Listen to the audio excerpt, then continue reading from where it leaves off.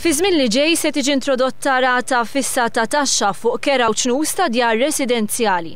Filwaqt li bħalissa din it-taxxa tista' tiqpatila sa 35%, issa r-rata se tkun fissa u ta' 15%.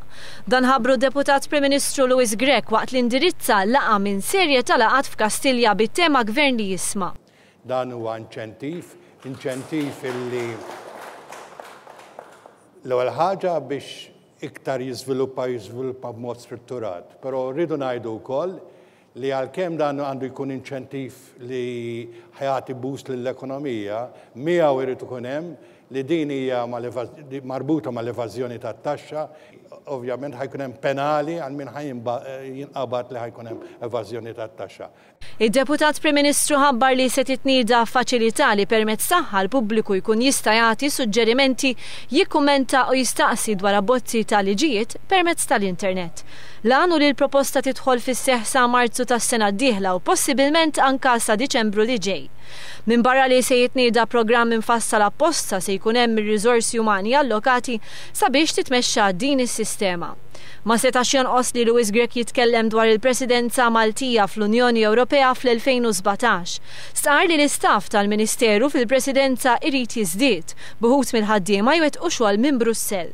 Filwaqt li n-numru minn dawn il-ħaddiema se jkunu miċ-ċivil se jkun hemm bżonn żgħażagħ speċjalizzati foqsma differenti.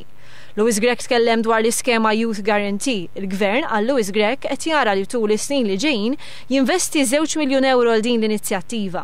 Il-Gvern se japplika wkoll għal fondi tal-Unjoni Ewropea biex jingħata l-għajnuna kollha possibbli fuq dan il-proġett li għandu lan li jassigura li ebda żagħżugħ jew żagħżugħa madwar l-Unjoni Ewropea ma jdumx bla impjieg jew bla taħriġ. Il-Gvern se jibda jaħdem fuq din il-garanzija billi l-ewwel jibda bi 350 żagħżugħ u żagħżugħa bejn it-18 u l-24 sena.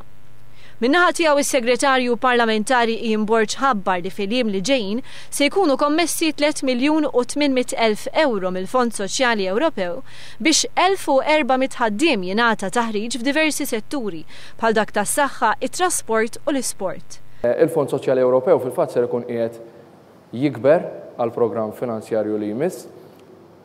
Ser ikollna wkoll anke fondi disponibbli sabiex anke kif tixtieq il-Kummissjoni Ewropea apparti li aħna bħala Gvern u naf id-Deputat Prim Ministru kellu wkoll aktar informazzjoni xi jagħti fuq da suġġett anke nindirizzaw il-problema tal-youth unemployment u allura l-garanzija li qed nagħtu liż-żgħażagħ. Barra minn hekk 700,000 euro fondi Ewropej se jkunu dedikati f'taħriġ għal min iħarreġ l-itfal l-isport.